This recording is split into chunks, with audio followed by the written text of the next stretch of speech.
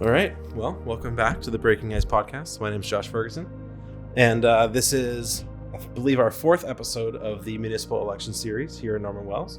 And today I have the chance to sit down with Bob Greek, one of our candidates for councillor. So welcome. Thank you very much, Josh. Pleasure to be here. Well, how's your day going, Bob? It's going great. Yeah, where'd you wake up this morning? I woke up this morning in Edmonton, and it was a whole lot nicer than it is here in the Wells. All right. Well, let's start with your personal background. Where are you from? So I was originally from Nova Scotia. Yeah. I was born and raised there. It was funny because we came here almost 17 years ago. It'll be 17 years in January. We'd always wanted to come north. Yeah. And then my wife got pregnant with a high-risk pregnancy. We'd actually applied with at the time, Hudson's Bay Company, but Northern Stores. And when the opportunity arose, my youngest son started university. Mm-hmm. And we thought, you know what? We're going to pursue that dream of going north. Okay. And we started looking. My wife was the one who started looking online, and she found a job that looked like it was almost tailor-made for me, running the Matco up here. Okay. I have a background in transportation and in the moving business. Okay. So I applied, and it was a whirlwind. At first, I didn't get the job because it was for the operations manager's job, and they filled it internally. And then the next thing I know, I get this phone call. Bob, are you still interested in Norman Wells? I said, oh, absolutely. He said, well, we need a branch manager. I'm like, okay. And next thing I knew, I was on a plane to Norman Wells in December. Ooh, nice. So yeah, you're getting the real taste. Yeah, right? yeah. 3 hours of daylight. Well, at least after you can survive that, then the rest of the year is fine. Oh, exactly. So yeah, the rest they say is history. We came up here. It has been wonderful. We've had all three of our kids have come up, but my oldest boy, I have a daughter and two sons, and my oldest boy actually came up for 6 months and ended up staying 11 years. Oh, wow. Marrying a girl up here, having two kids up here. In fact, my granddaughter was the last child born in the Monica Loomis Health Center. She was impatient. She didn't want to wait to go to Yellowknife. Oh. So she was born here at the Monica Loomis Health Center, the first child in 31 years. So yeah, I have a little claim to fame. Exactly. We have a little history in this town. So that's cool. So when you decided to move up here 17 years ago, was it evident from that moment that this was going to be a long-term home, or at what point did you decide that, no, this is the place for me? Oh, we came up with a 5-year plan, and I don't know how many people I've talked to who came up with a 5-year plan. And you're talking to me 17 years later. So yeah, that's like a Duclos kind of thing, right? Exactly. Yeah. So we came up with a 5-year plan. We weren't going to buy a house. We actually kept our house in Nova Scotia. Uh-huh. And then we got settled in. Opportunity came up to buy a house, which I'm kind of regretting now, but yeah. And we decided this is it. This is where we're going to stay until we retire. Yeah. Wicked. That's awesome. Tell me about your upbringing. How has that shaped your political views and views on community involvement? Well, I grew up with a very conservative businessman father. Okay. So both my grandfathers were fishermen. Okay. Out east? In Lunenburg, Nova Scotia. Okay. One was offshore scallop. The other was a inshore lobster fisherman. Okay. My father joined the Navy and became an electronics tech. Okay. And he wasn't cut out for the Navy. He was chronic seasick, poor guy. And so he took his trade, which at that time he was a electronics tech, or his specialty was radar. And he went to work for private companies. And in 1970, I got to get this right now, 73, he started a marine electronics company in Nova Scotia. Okay. And it's now the largest marine electronics company in Canada, with all over the East Coast, out west. And so I watched my father as a businessman, and that definitely shaped the way I see things. And I watched him and his political views, and we differ on some things. Naturally. But I definitely have My wife calls me a liberal conservative. Mm. So I'm on that edge. Okay. And she calls herself a conservative liberal. So we both believe in economic stability, Yeah. but we also believe we need the social programs as well. So Yeah. you have to be sort of we're in that moderate group. Yeah, as are so many people, right? Like, Exactly. yeah. I think the majority you Yeah. find are in that moderate group. There's always going to be the far left and the far right. Yeah, and nowadays it just seems like those are the loudest groups. Yeah. Absolutely. They're not the majority. They're just the loud ones. Yeah. Yeah. Oh, awesome. Well, thanks for that context. That's great. So when did you first become interested in getting involved in local politics? I never thought about coming into local politics until I came here. Honestly. So what is it about Norman Wells that inspired you? It really did. I mean, I came here in 2008, and in 2009, I was voted in as a councillor my first term. My first time. So a year after you got here? A year after I got that's here. a quick. Well, I got involved in the town. Yeah. And you know, I really enjoyed representing this town. Yep. And you know, I didn't know enough what's the saying? I didn't know enough to know I didn't know enough. Sure. Yeah. You know, I honestly was so green here. It's a little different this time. And when I was voted out in 2012, because I did run, I understood it. It was, like I said, it was a great learning experience for me. Yeah. I wasn't a homeowner at the time. I was still renting and all that. And now I have a completely different perspective of what's here. And right now, we need serious people in this town. We need serious leaders. There's so many things that are kind of going sideways. So that's why I decided to put my hat in the ring again. That, and I think Frank asked me 47,000 times. No, probably only 10, but you know. Yeah.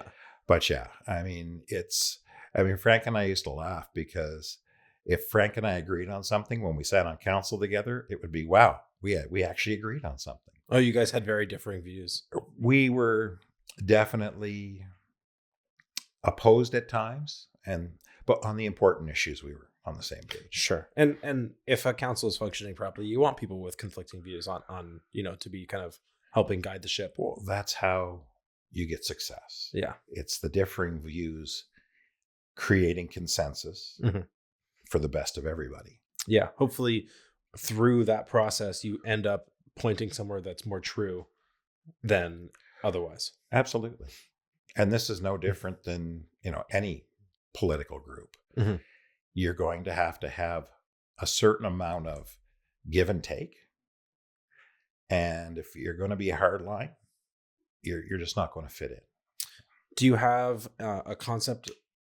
I have 3 questions here, and they're all very similar, and you've kind of been answering all of them. So I just want to talk about this some more. But do you have a sense of how you'd like to maybe describe yourself as a counselor then, and then kind of how you aim to be this time around?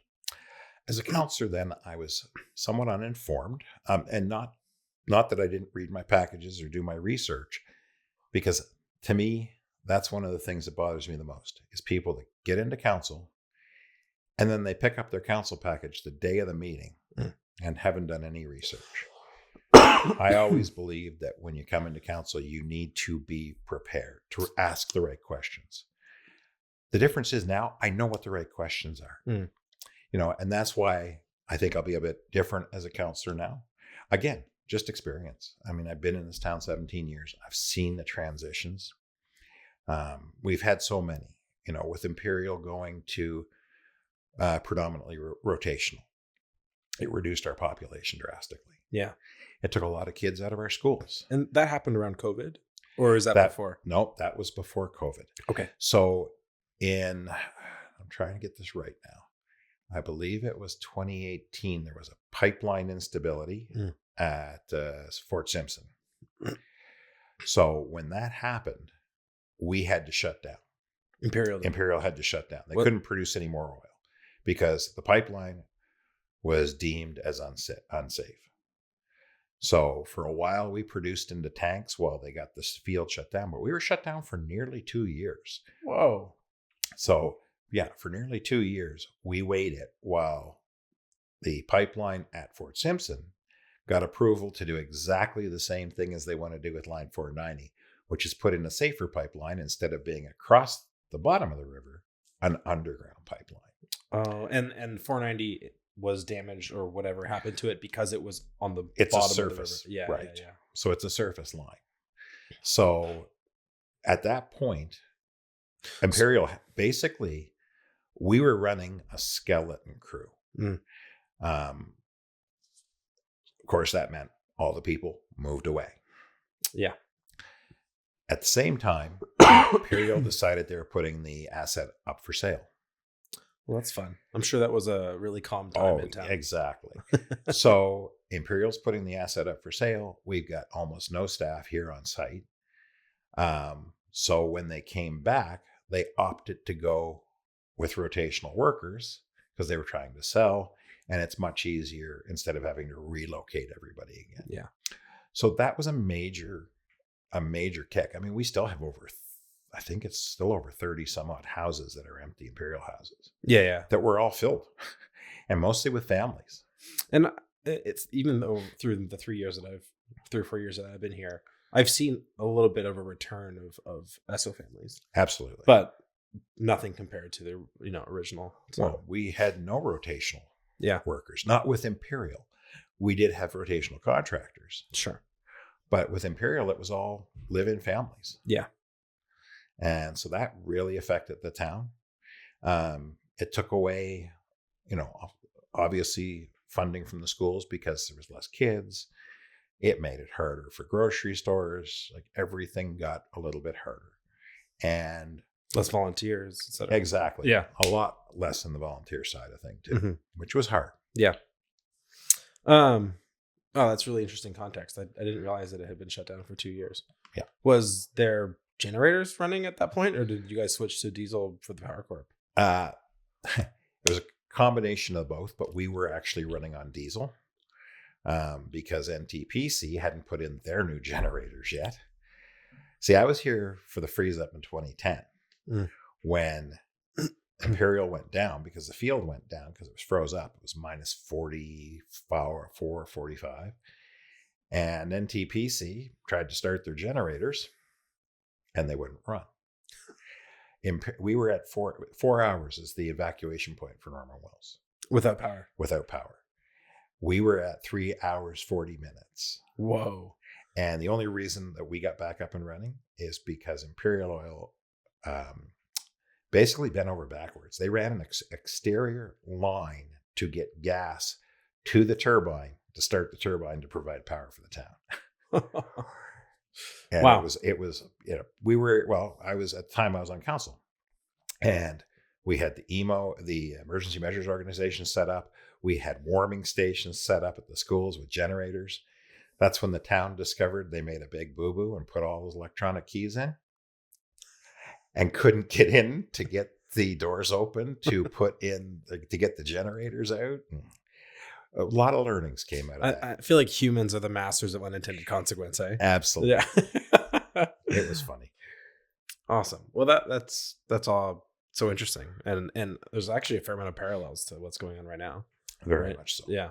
At least now, if Imperial does have to shut down, the new generators that are here for MTPC are definitely capable of continuing. Sure. Now, obviously, the problem is, quantity of fuel available for it. Well, 6,000 liters a day. Yeah. That's what NTPC burns. Yeah. And right now, we don't have 6,000 liters. That's why it's so important that Imperial keeps going, at least for the winter. Yeah, there's not a shutdown this winter, especially in the dead of winter. Exactly. Yeah. Okay. Wow. I honestly, as a resident, all that context makes me feel more comfortable for some reason, knowing those things. Oh yeah, we've been through it. So. Yeah. Cool. All right. Well, let's talk about vision and policy here. What specific issues in Norman Wells are you the most passionate about? Well, one of the big ones I'm passionate about, and it's not just because I work out on the leases. We need to try to keep Imperial running. Mm-hmm. They have a firm date of 2030. And needless to say, we were already starting to prep for that date, 2030 shutdown. Mm-hmm. this potentially 2026, nobody's ready for that. Yeah. So really, Not even Imperial. No, not Yeah. even Imperial. Yeah. So that is probably one of the most pertinent issues that's affecting this town right now. The majority of our tax base is coming from Imperial Oil. Yeah. Without it, we go village and then potentially hamlet status. Because what a lot of people don't know is the reason we are a town is tax base. It has nothing to do with population. It is purely based on tax base. The amount of tax that is brought in. That is brought in. So are we like a surprisingly small town? We are a very surprisingly small town. I see. But it's because we have a large tax base. We are one of only 4 tax-based communities in Northwest Territories. Okay. So that obviously is very important. The other thing is, and I put this in my little campaign flyer, is we need to think post-Imperial.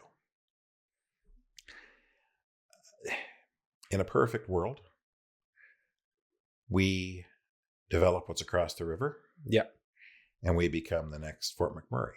But that's a pipe dream, honestly. Pun intended. Pun intended, yes.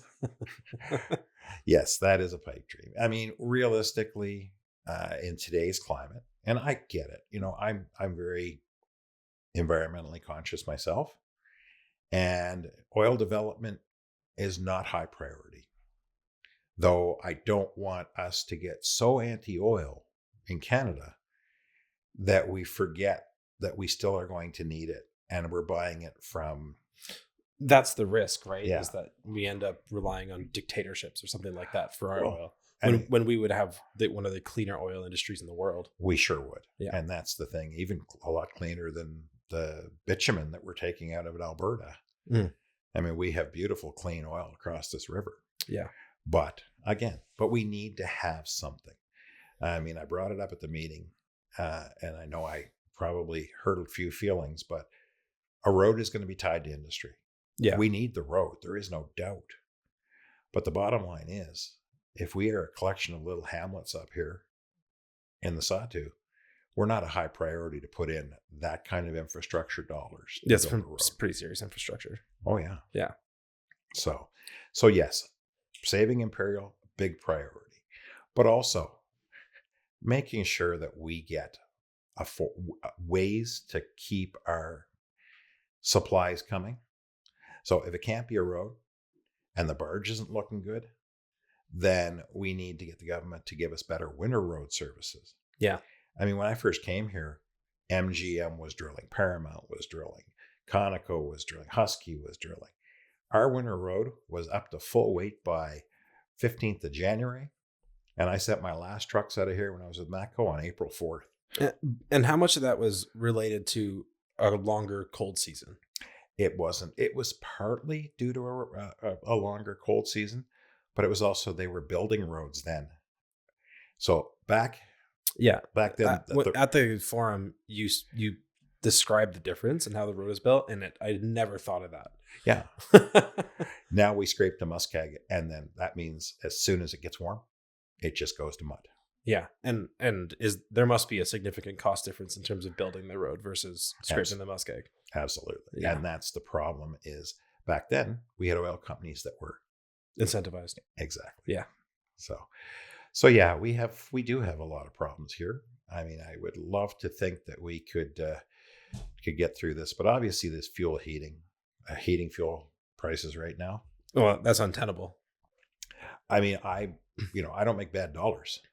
Yeah. But the thought of over $5,000 to fill my oil tank. Yeah. I mean, my average last year was around $600 a fill up.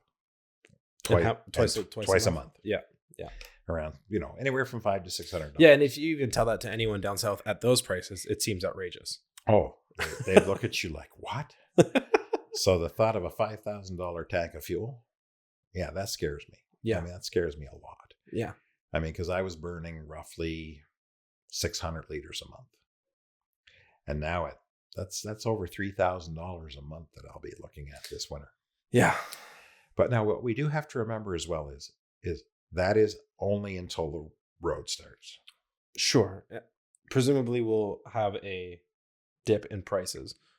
as it stands, I don't believe it will go down to barge prices, but it'll probably level out somewhere around $3 or something like that. Exactly. Yeah. But that's far better than... Oh, it's far better than... Yeah, I think I heard the rack rate right now at SRP is $5.16 or $5.18 a liter. Yes. For diesel.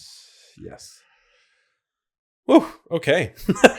On that terrible note. No, it's all really relevant and important. What is your long-term vision for Norman Wells, and how do you plan to help make this a reality? And you're kind of touching on that right now. Yeah, but... and that's what I'm saying is we need to look at industry. Mm-hmm. And I know we've had mining, or we've had companies up here doing geological surveys. There's a lot of potential, but unfortunately, there's so many roadblocks, and those roadblocks, that's the biggest problem. Yeah. I mean, you have poor infrastructure as far as getting equipment here. Yeah.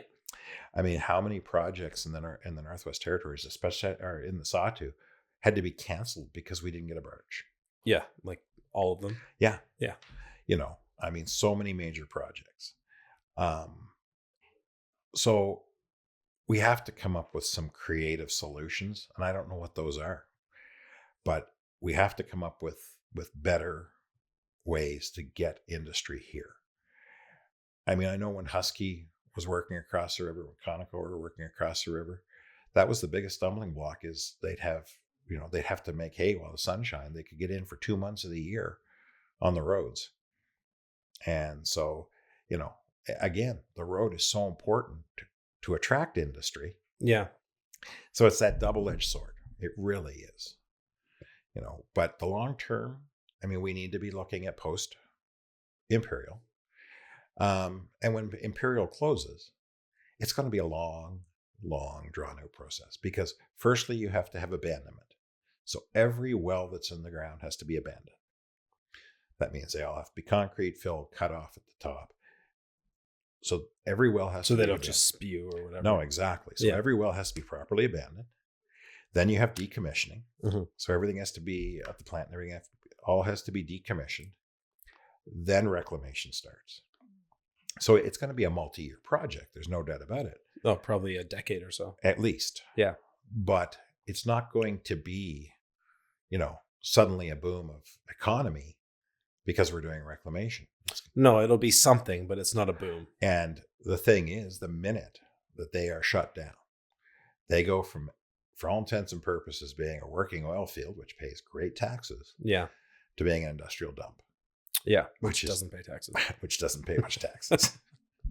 Is there a little bit of taxes that come? I would assume we'd still be collecting some until reclamation is complete, but it will not be the revenue we're getting now. Yeah. That makes sense. So really, I mean, we talk about, we do have fantastic companies that come up here, like Canoe North and other companies that do tourism. Yeah. And tourism is fantastic, but it's never going to give us...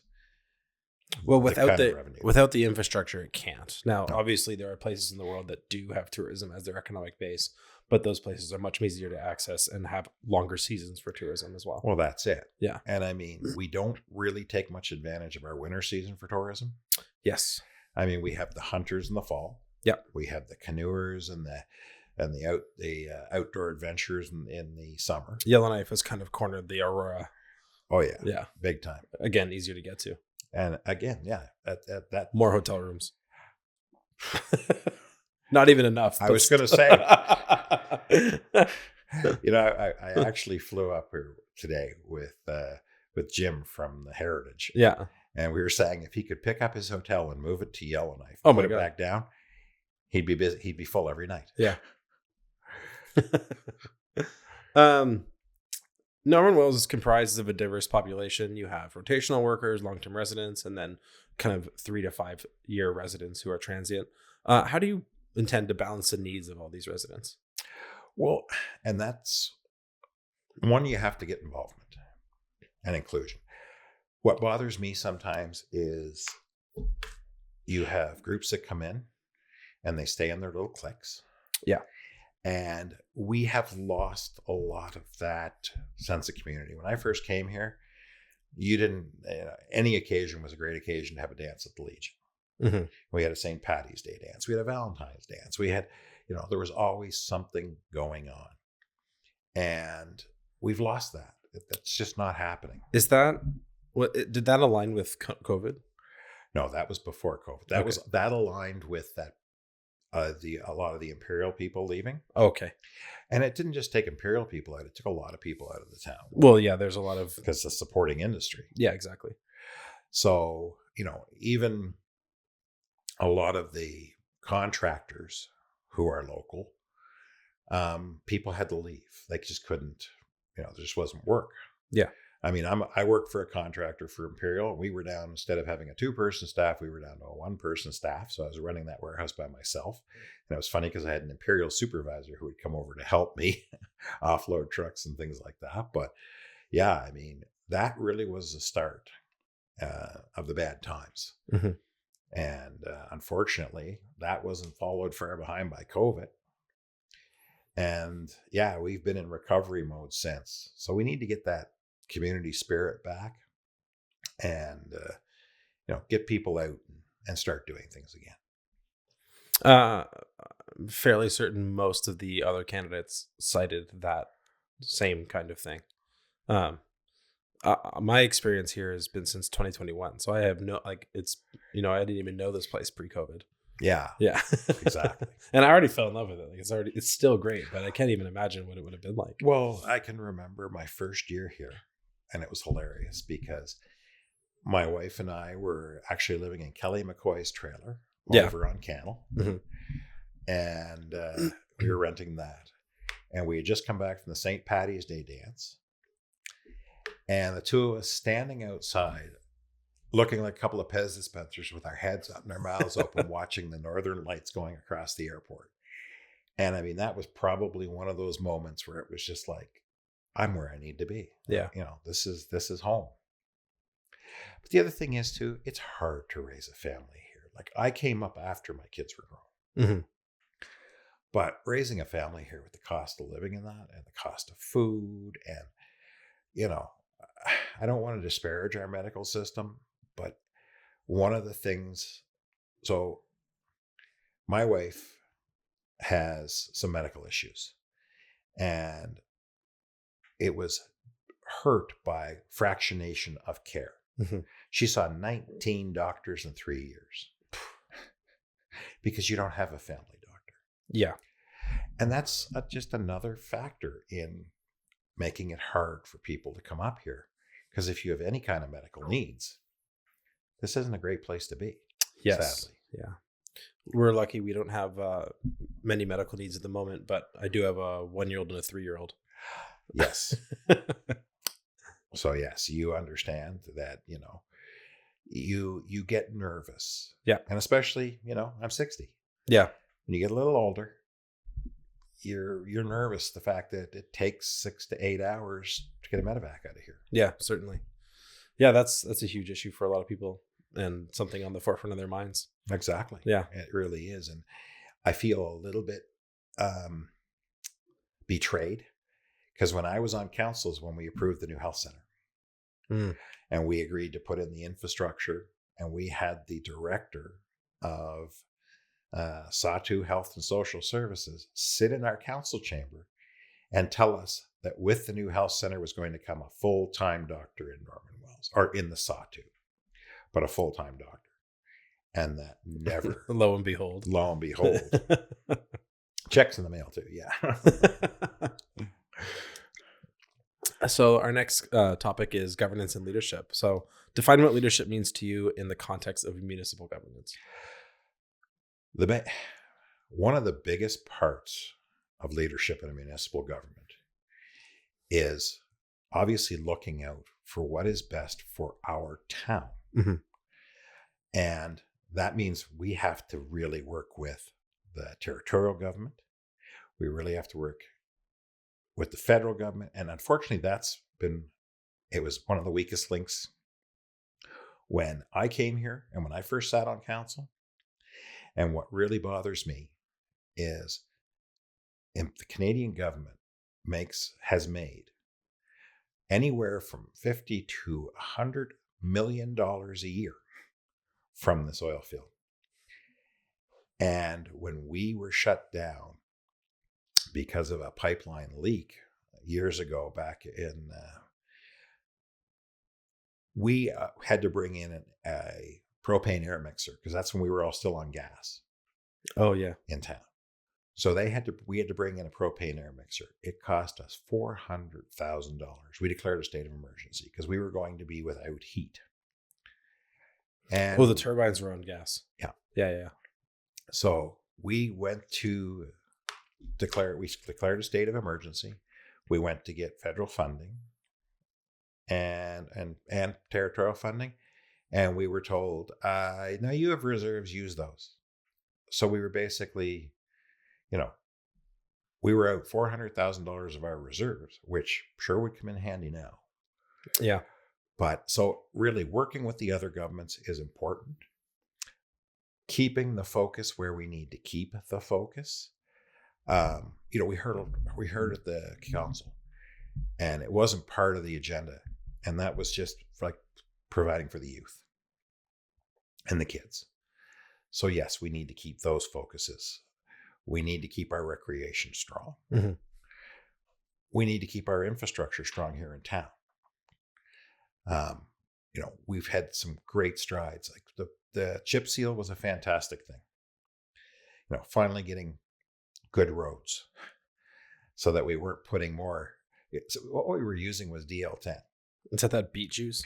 So now we're using the environmental stuff. Yeah. We were using DL10, which is liquefied asphalt.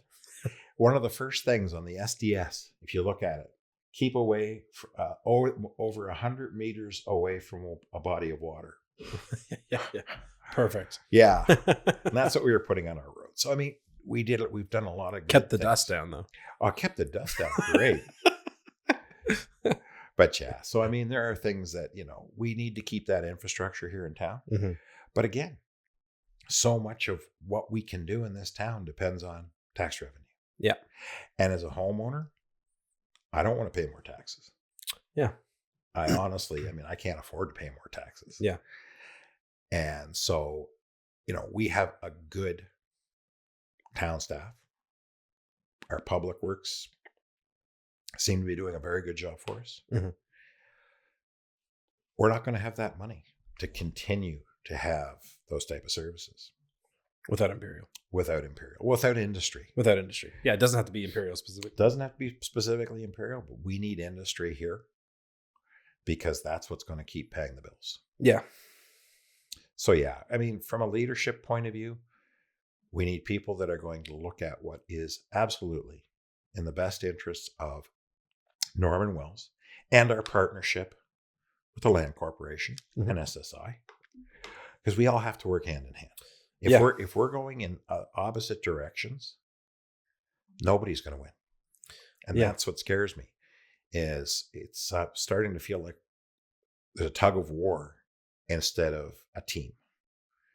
And that's what I want to make it a team. Yeah. Yeah. Well, another thing that a lot of the candidates have expressed in the interviews that I've had with them. So I'm hopeful that if you guys can get on the same page, at least in council, and then hopefully that can spread to the other governments. Absolutely. And I think that's what we need.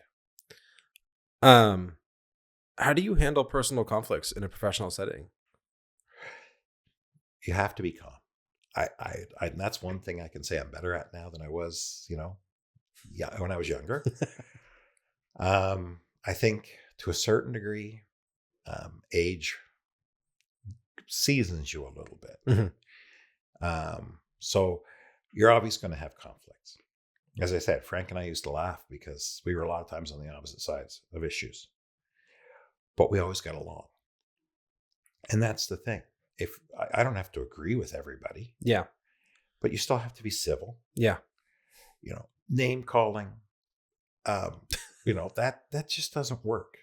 We're not Donald Trump, and we're not trying to call people out and use silly nicknames. And Well, things especially like for the type of government that's here, right? It's consensus government. that. Exactly. It's not partisan politics. And that's exactly what we need. Is we need the consensus all the way around, whether it's in the council chamber, whether it's dealing with SSI or dealing with the land corporation. We need everybody to be on the same page. Mm-hmm. And I love the fact that, Danny and Frank are working together. Yeah. And that's the type of thing that I want to see, is hand in hand at all levels. Yeah. Yeah, that makes sense. I feel like you answered this more or less, but can you be impartial when you have to work with someone you dislike? Oh, absolutely. Yeah. I mean, that just comes, again, a lot of that comes with experience. I would love to say I've worked with people. Everybody I worked with was my best friend, but it's not the case. Sometimes you have to maintain professional relationships. Yep. To get the job done. Yeah. Yeah, and the greater good comes first. Absolutely. Yeah. Especially in this type of environment, because this is why everybody runs for council. Mm-hmm. Is you run for council because you're going to appeal to a certain percentage of the people. Yeah.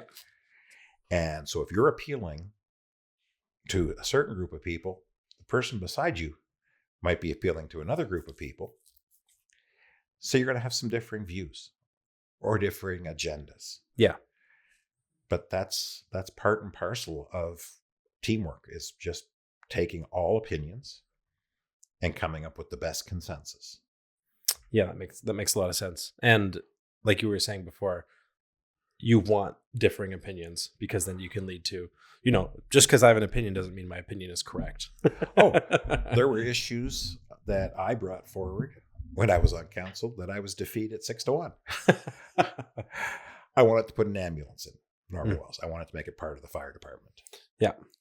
I thought we needed to have ambulance service. Yeah. And, but it just, and I understood where my fellow councilors were going. It was just economics, but we didn't have the infrastructure in place to have an ambulance bay. Yeah. So, but it's not quite as simple as just buying an ambulance. Oh no. But again, we had, and there were times other members were defeated the same way. I mean, we all have opinions. And then, another one of the cute ones was Snoopy's Play Park by the liquor store. Mm-hmm. There was a bunch of us that didn't want a playground beside a liquor store.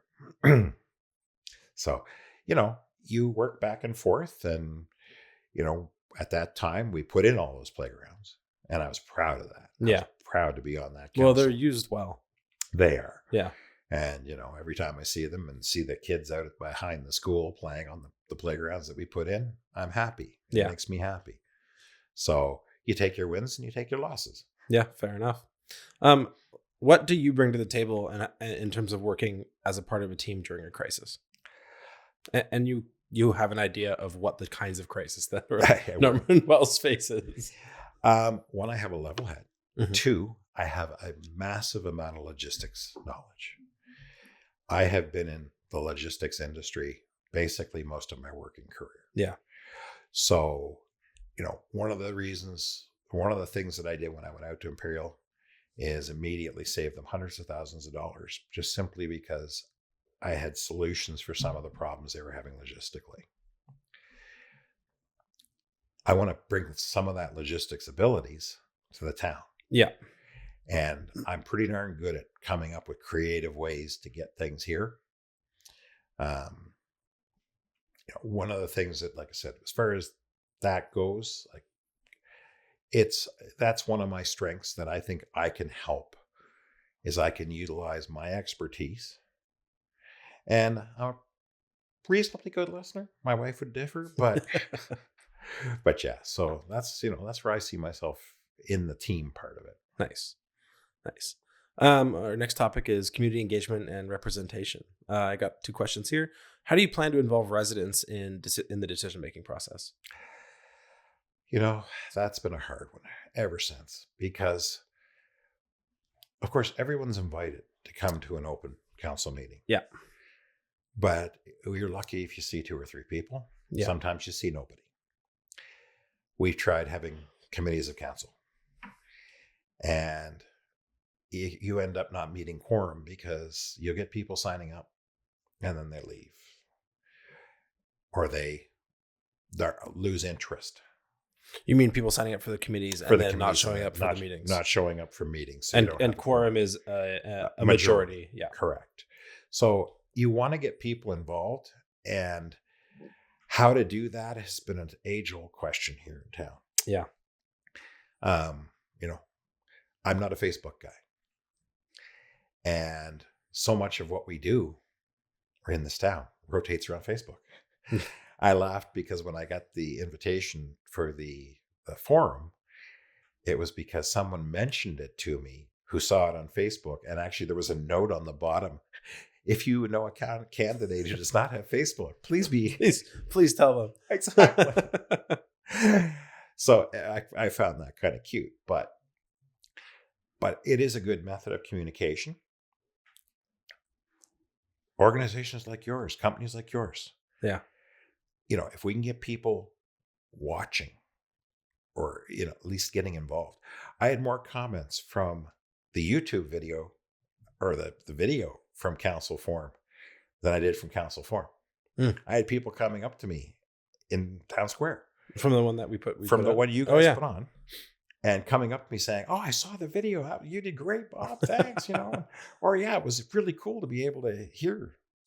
So yeah, because sometimes people want to participate, but something interrupts them, like cooking dinner. And you know what? A lot of people would rather look at it online, than actually go and sit through it. Yeah.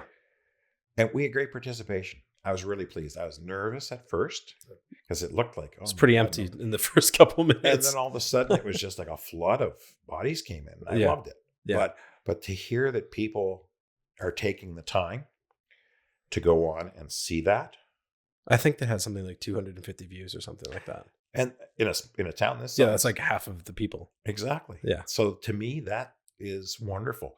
And what you're doing with these blogs, I think this is fantastic. Yeah. Because it gives people the opportunity that if they are interested, it's almost like they get a chance to sit down and have a one-on-one with us. Yeah, that was my goal. I wanted to bridge the gap between Facebook comments and cabin radio. Right. Exactly. And that's why when you offered the opportunity, I definitely wanted to be involved. Oh, well, I appreciate you coming on. It makes a big difference. Given the unique governance structure in the Sawtooth, how do you view the relationship between the municipal governments and the Indigenous governments? Right now, it's a bit strained. I do feel that. I think there is some strain. We need to correct that. And we need to be forthright. Mm-hmm. Too often, it's too much going on behind the scenes instead of everybody at the table. Yeah. I hate hearing about decisions after the fact. So, we obviously have to work together. We can't not work together. And we have to work with all of the communities in the Sawtooth. The only way we're going to accomplish anything in the Sawtooth is if we work as a team. You talk about the road. The only way we're going to get a road is if we're all on the same page.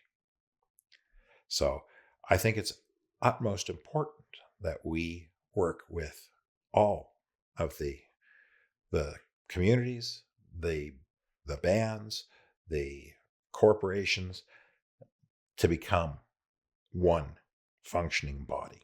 Yeah. Especially going forward, especially with the challenges.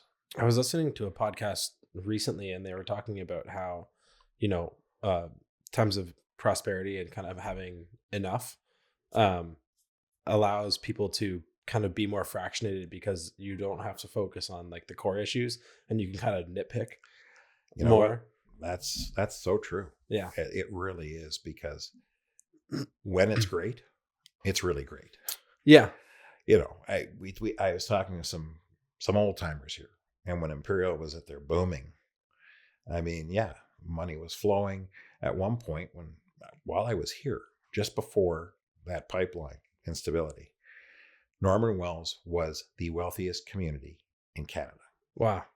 We had the highest mean income for all of Canada. And the joke here was, if you want a job, there's a job here. If you want two, you can have two.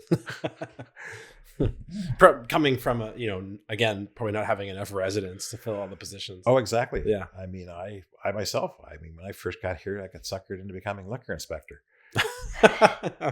I was never so hated in the community than being liquor inspector. Oh my God. It was hilarious to be the liquor inspector here because, at the time there was 3 bars I had to go to. There was the Legion, the Little Bar, and the Big Bar. And yeah, it was quite a reality. I worked out on site with a gentleman who I said it was nice for him to wave to me with more than one finger for a change. But yeah, it really is. It's a wonderful community and we all need to be a team.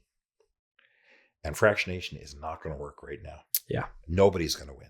Do you think that the fractionation that we're seeing locally is a subset is exacerbated by the kind of fractionation and tribalism that we're seeing on a national scale or in North America or even globally?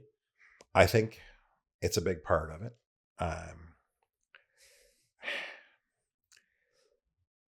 It's so hard because the internet's been an absolute godsend. Yeah, blessing and a curse for sure. But it's also been a curse. Yeah. Because, and the way it is structured is if you have a political view, you're going to keep getting fed. Yeah. That type of view.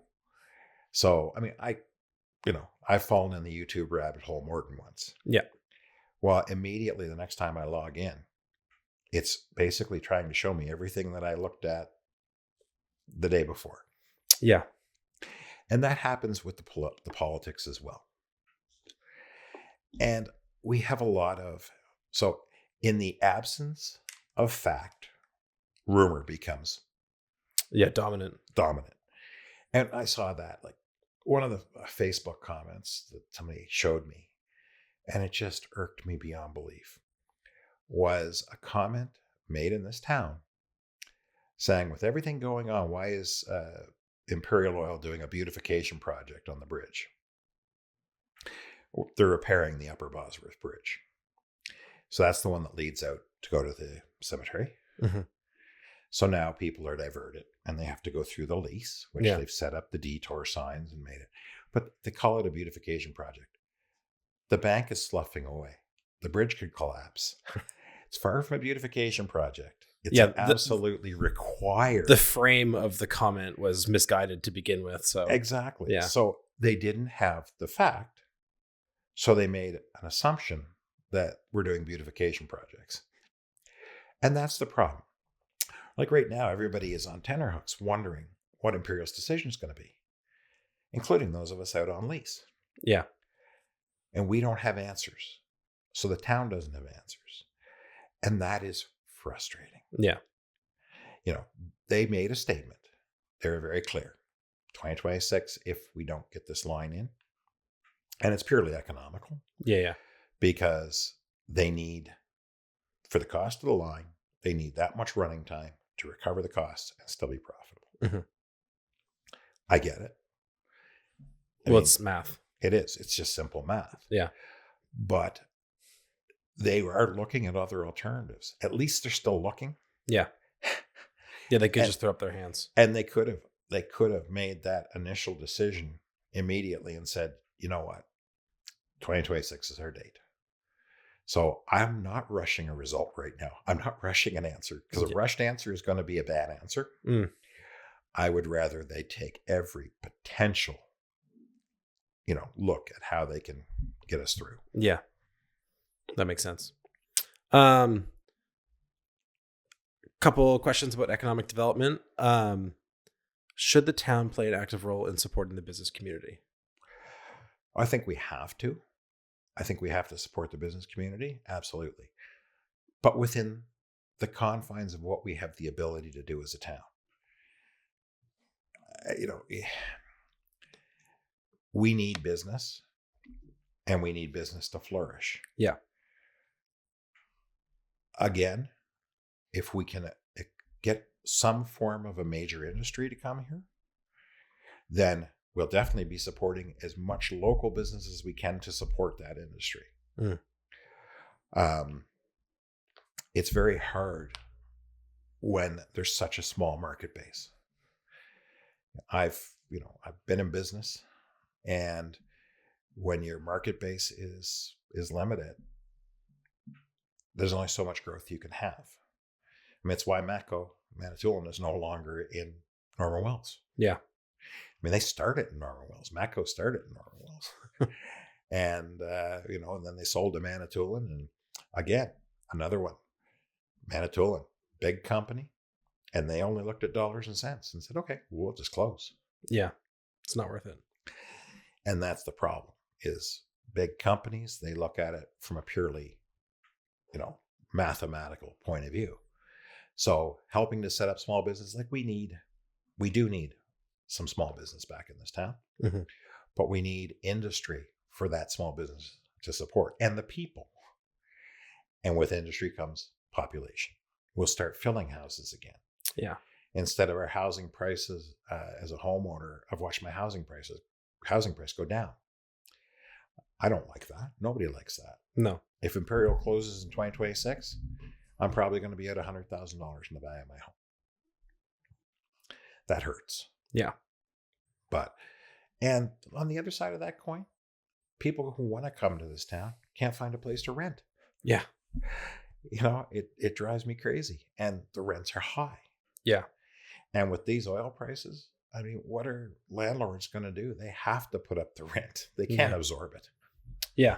So, or offload the utilities onto the tenant, which is even crazier. Yeah. So, how do you assess the current support that the town has for local business, and what changes would you propose, if any? I think we have been doing a good job of promoting local business.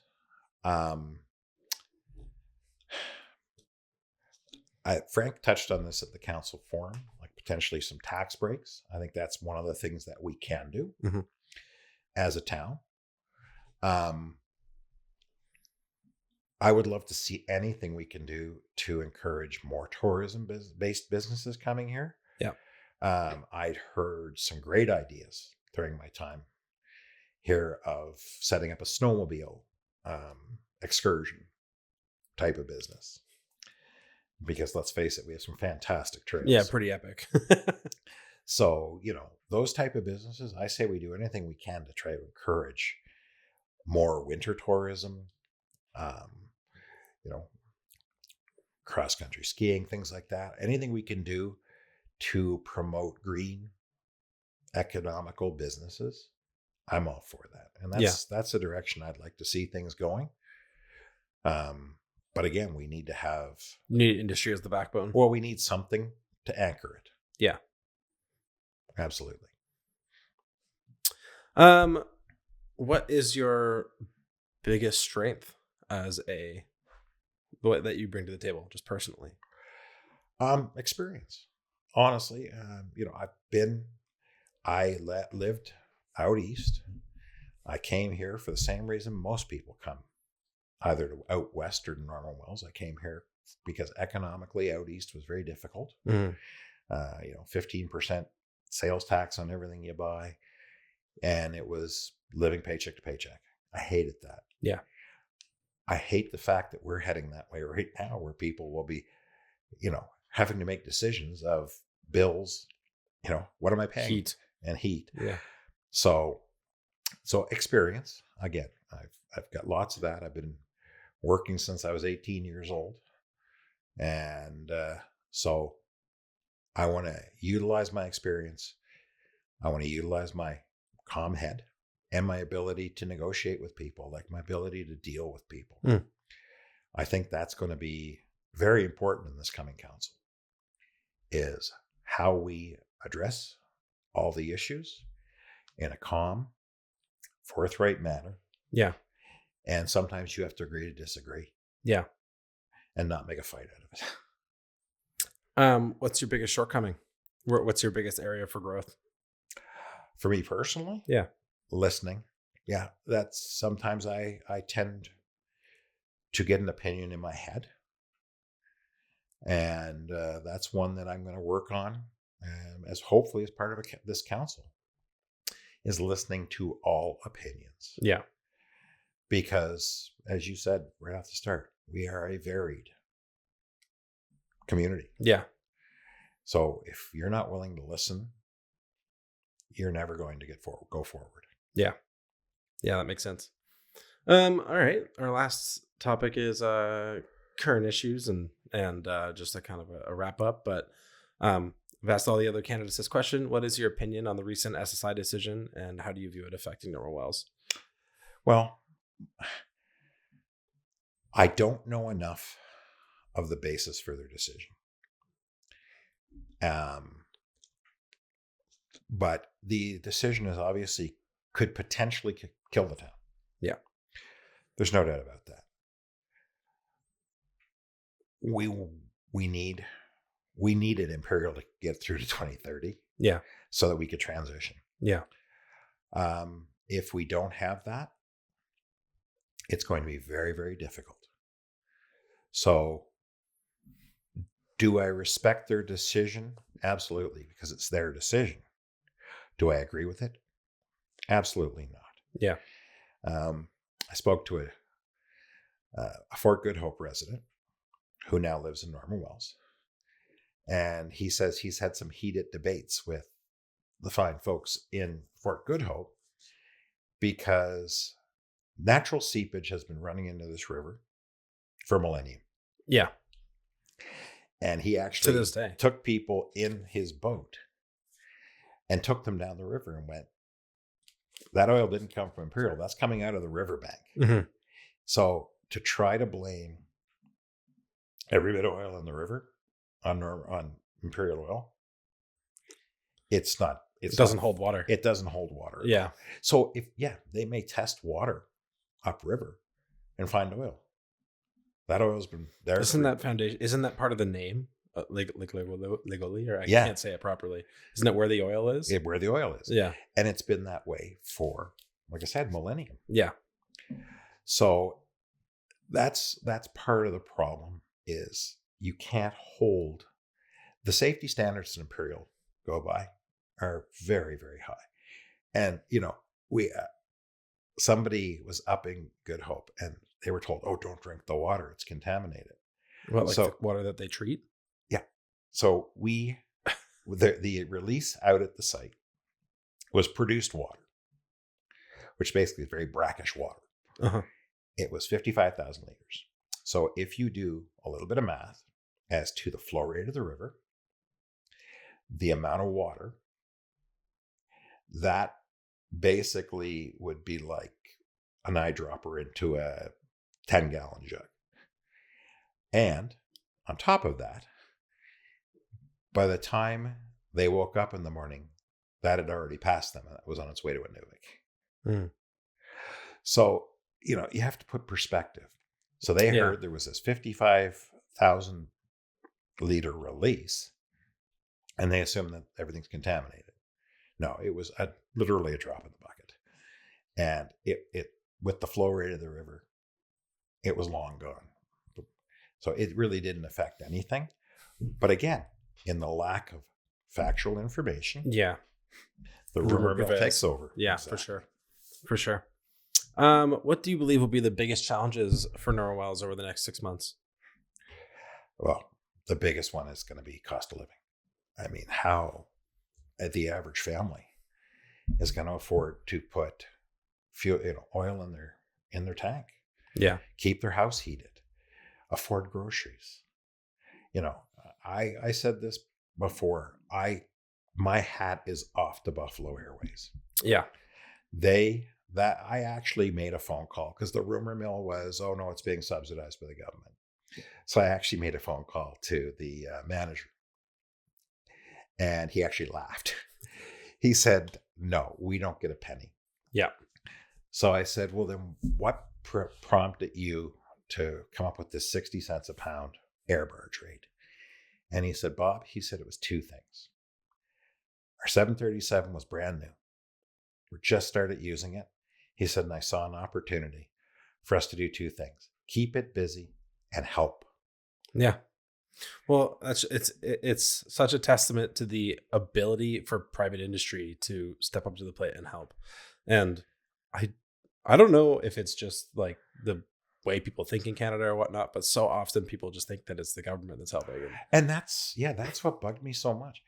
And it's such a contrast to what Canadian North has done to us. Well, yeah, but even just the current situation, it was such, like the air barge came around so quickly. Oh, and private industry can pivot like that, right? Exactly. And then even now where we're going, hey, we need help for the fueling. Like we can't. That's not a thing that we can do here. Absorb these costs, and it's like we're on the edge of our seats.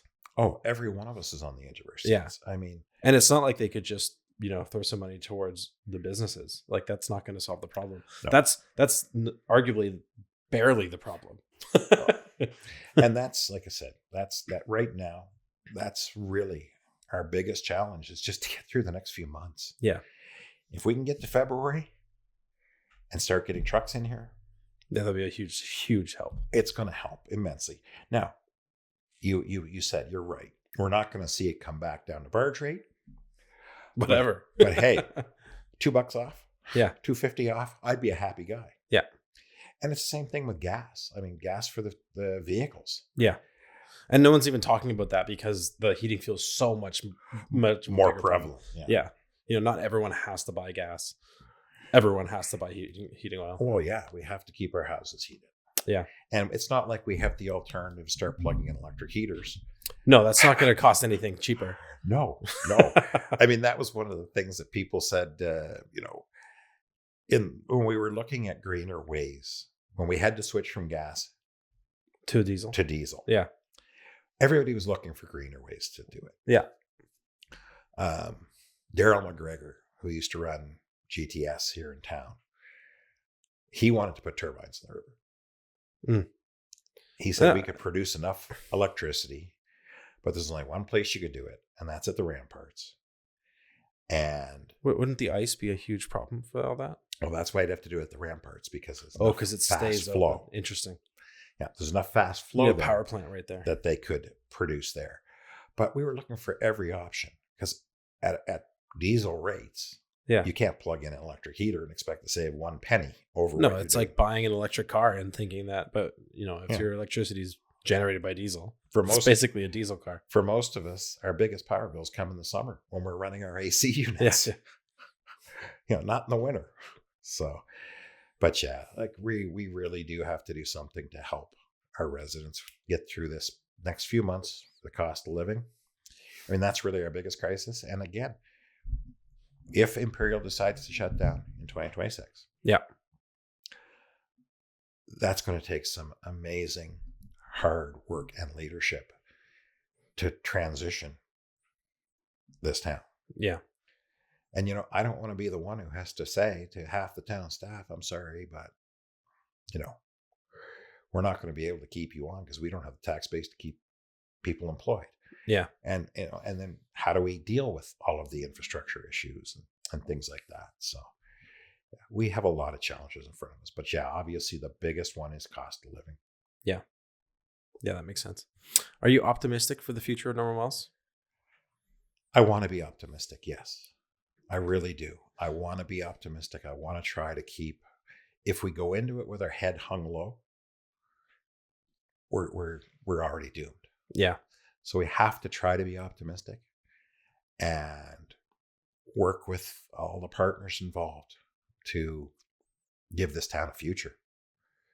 Because, right now it looks pretty bleak. Yeah. So, I want to continue to live here. I want to be able to afford to continue to live here. Yeah, that makes a lot of sense. And for me right now, if everything closes down, I don't have a job here. Yeah. And that's rough. Yeah, and a house. And I have a house here. Yeah. And I want it to be actually worth something. Yeah. Because I love it here. I love my house. I love this town. And no one wants to see the town go away. And no. Yeah. You're absolutely right, Josh. We all have vested interests in this town.